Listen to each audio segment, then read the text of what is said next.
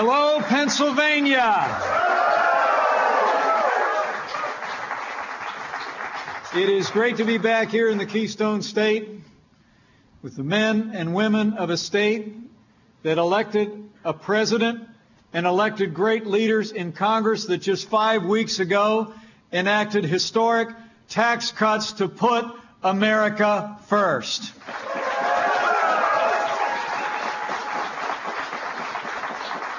And it really is great to be here with so many great leaders from across this state. Just join me in thanking once again Congressman Keith Rothfuss. Thank you for standing so strong with this administration and fighting every day for a more prosperous America.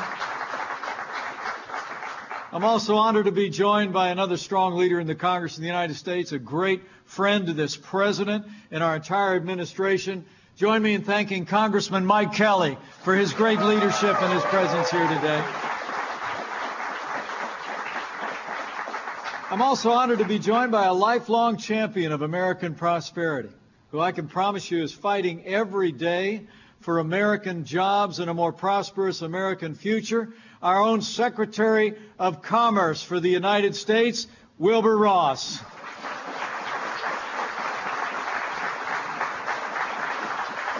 And I want to thank our host today, an organization working tirelessly to promote the policies that are making a real difference in the lives of Pennsylvanians and in the life of our nation, America First policies. Thank you so much for putting this great event together.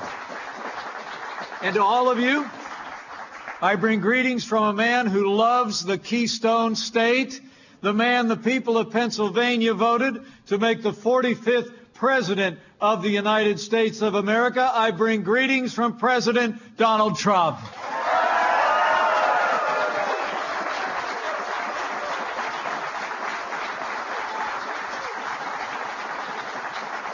And how about that speech on Tuesday night?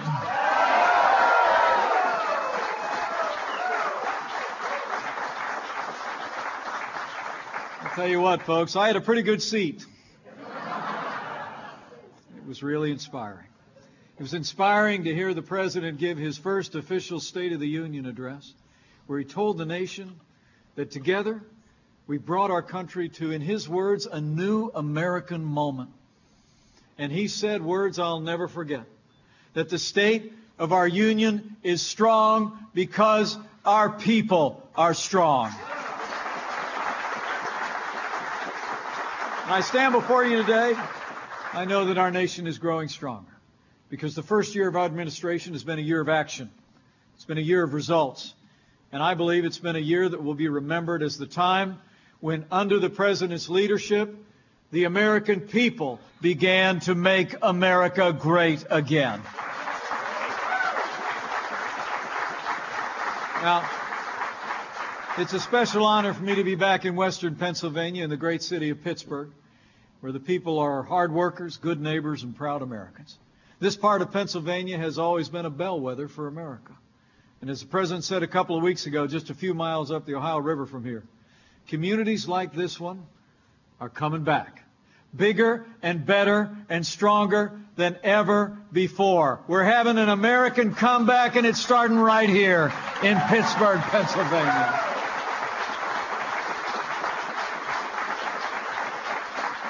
You know, and in that State of the Union address, President Trump laid out a blueprint for American success.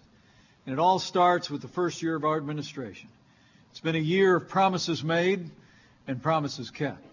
First and foremost, we've been keeping our promise to the men and women of the armed forces of the United States, their families, and our veterans. You know, last spring, with the support of the leaders gathered here, Congress passed and the President signed the largest increase in military spending in nearly a decade.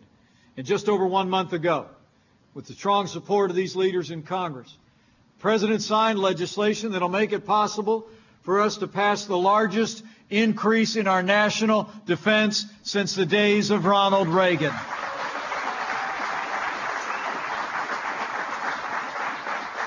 And today I'll make you a promise. Working with these great leaders in Congress, with the leadership of our Commander-in-Chief, We're going to rebuild our military. We're going to restore the arsenal of democracy, and we're going to once again give our soldiers, sailors, Air Force, Marines, and Coast Guard the resources they deserve and to accomplish their mission and come home safe.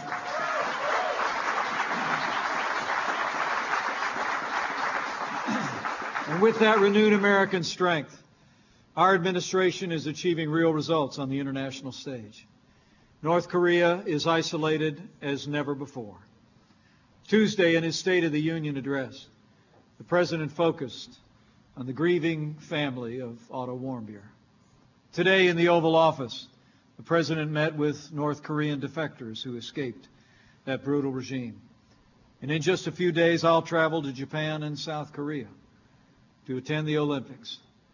I'll cheer on our athletes, but I'll also be there to deliver a simple message, that the era of strategic patience is over.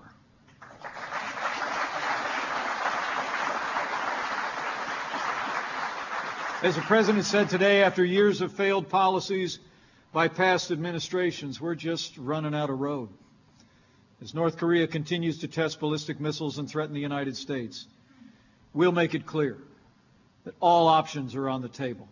And you can be confident we will continue to bring all economic and diplomatic pressure to bear until North Korea permanently abandons its nuclear and ballistic missile programs once and for all.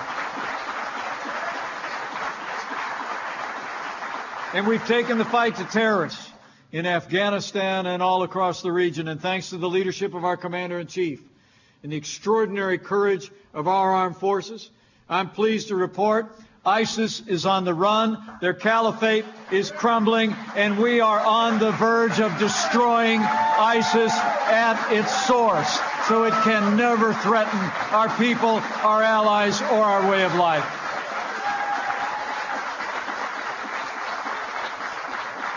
And when it comes to keeping America safe here at home, we've been busy there too. We're securing our borders, enforcing our laws.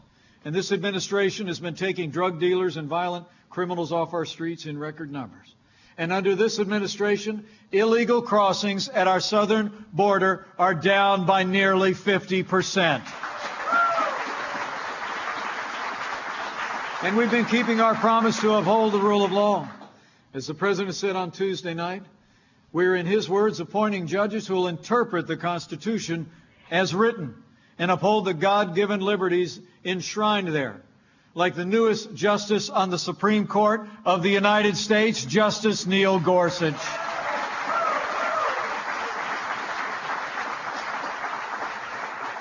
So we've been busy putting the security of the American people first, upholding our most cherished liberties. But on the subject of prosperity, we've been working every day to roll back the heavy hand of government. This president has actually signed more laws rolling back federal red tape than any president in American history. To fuel a revival of American industry, we've been unleashing American energy.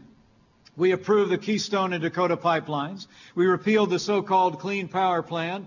And it's official, folks. Under President Donald Trump, the war on coal is over.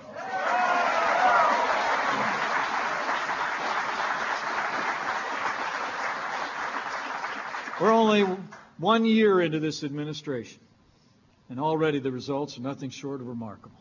Optimism is soaring from the shop floor to the shale field. American companies are growing again.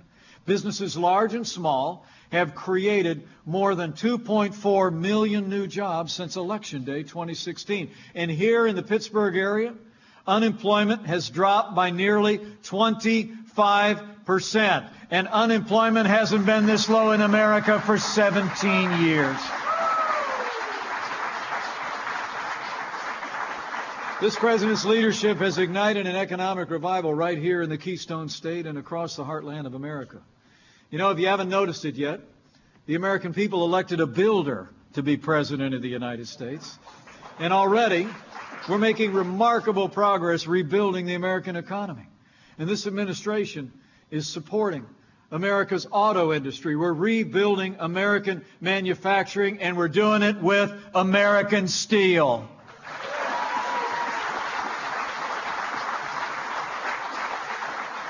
It's amazing to think, after thousands of manufacturing jobs were lost in 2016, last year under the leadership of President Trump, manufacturing in America created nearly 200,000 new jobs.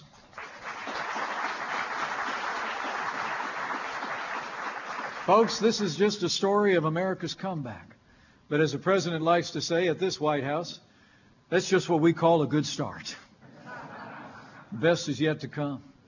I believe it with all my heart. Because 5 weeks ago, with the strong support of Pennsylvania's leaders with us here today on Capitol Hill, President Trump signed into law tax cuts to put America first. As our President said last Tuesday night, in his words, our massive tax cuts provide tremendous relief for the middle class and small businesses. We cut taxes for working families. And as a result, the typical family of four will keep about $2,900 more dollars of their own hard-earned money. That's going to make a big difference here in Pennsylvania, leaving an extra $11 billion in the pockets of Pennsylvanian families.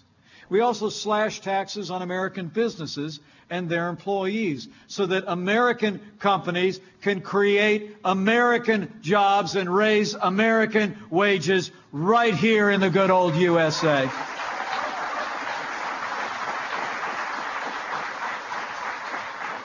And we didn't just cut taxes, we also gave the American people the relief they need from the disaster of Obamacare when we repealed the individual mandate on every American.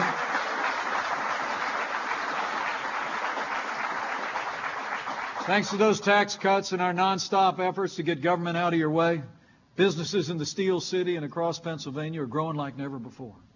2 weeks ago, President Trump was here. He visited one of those businesses, H&K Equipment, just a few miles up the Ohio. It's a great American company, employing about 200 people in 8 facilities across 2 states.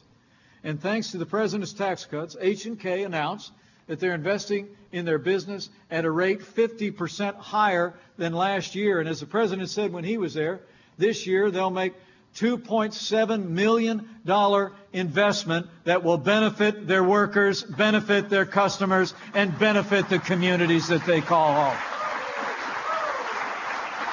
But H&K is hardly alone.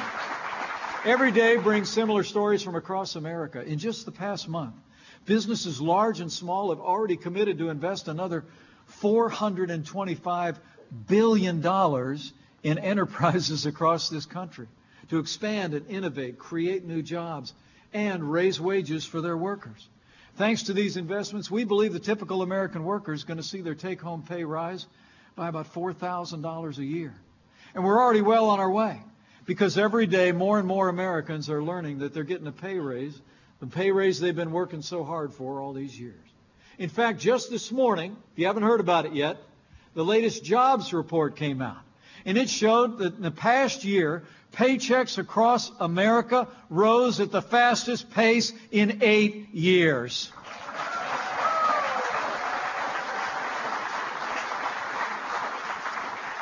And here in the Keystone State, in the past month alone, thanks to our tax cut, more than 3 million American workers have gotten a bonus, including more than 150,000 people in Pennsylvania. And more than 50,000 Pennsylvanians have already received a pay raise. Those are real results, and they're results that we can celebrate. Now, let me just take a moment to thank the leaders in Congress who helped make all this possible, who voted for this tax relief, including these 2 leaders who are with us here and all of their Republican colleagues in the House of Representatives. And let me also take a moment just to say thank you to Senator Pat Toomey for standing up and fighting for taxpayers in Pennsylvania. These leaders stood strong with President Trump, and they put Pennsylvania first. They voted to give Pennsylvania workers a raise. But you know, the same can't be said of your other senator. You know, I think people of the Keystone State deserve to know that Senator Bob Casey voted against cutting your taxes. Bob Casey voted against letting working families and job creators across the Keystone State keep more of your hard-earned money. Bob Casey voted against giving you your first $24,000 in income tax-free. And he voted against expanding the child tax credit for working families in the Keystone State. In fact, Bob Casey voted against tax cuts that make it possible for businesses to hire more, pay better, and compete with companies all over the world. For that matter, he also voted against 12 of President Trump's judicial nominees, men and women who will uphold the Constitution of the United States as written, including that Supreme Court justice I mentioned before. I mean, Bob Casey even voted against giving the Keystone State the power to defund Planned Parenthood. I don't know about the rest of you, but I think the people of Pennsylvania deserve better.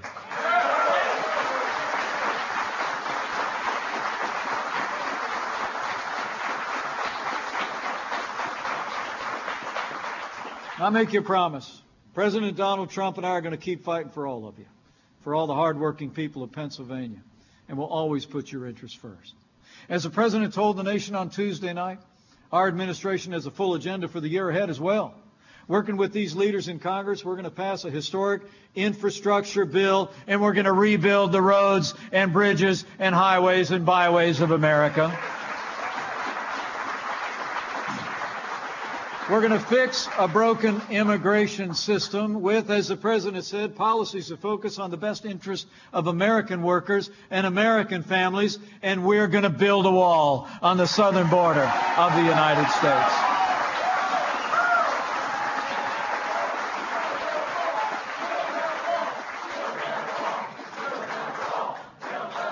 And I promise you, we're going to continue to fight for the kind of trade deals that are free and fair and reciprocal and put American jobs and American workers first.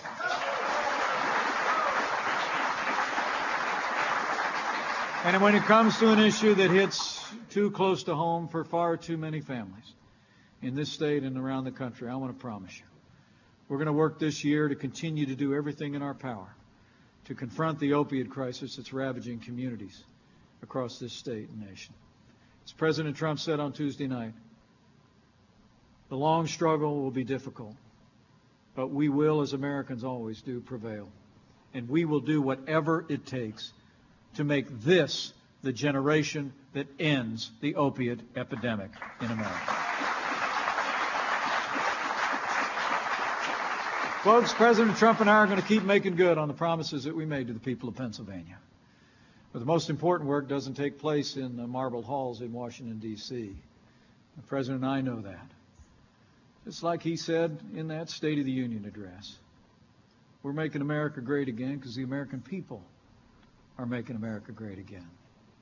This is a president who knows that the American people are the beating heart of this nation. And every day you make the biggest difference in this country. You see it around kitchen tables as a dad helps his daughter with her homework.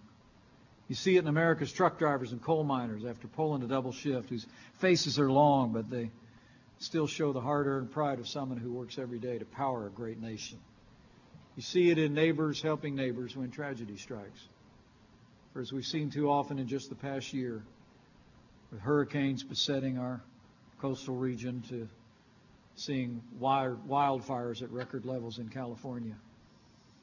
For Americans, oftentimes in our darkest hour, the light of the American spirit shines most brightly. Ordinary Americans become extraordinary heroes. And the people of this nation are always inspired by the character and generosity of our people. Well, today, I thank you all for being here. I thank you for gathering for this event at the end of a busy week. And I want to encourage all of you with the words that we've made great progress, but as the old book says, don't grow weary in doing good, because we've got more work to do. Don't grow weary. Keep making a difference. Keep standing with our president to restore the promise of America in our time. In a word, have faith.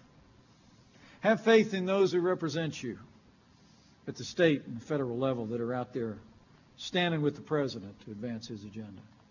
Have faith in that strong leader that Pennsylvania put in the Oval Office of the United States. And I'll also say, as the people of Pennsylvania have done throughout your long and storied history, let's continue to have faith in Him who has ever guided and guarded the people of this one nation, under God, indivisible, with liberty and justice for all, that He will yet bless America.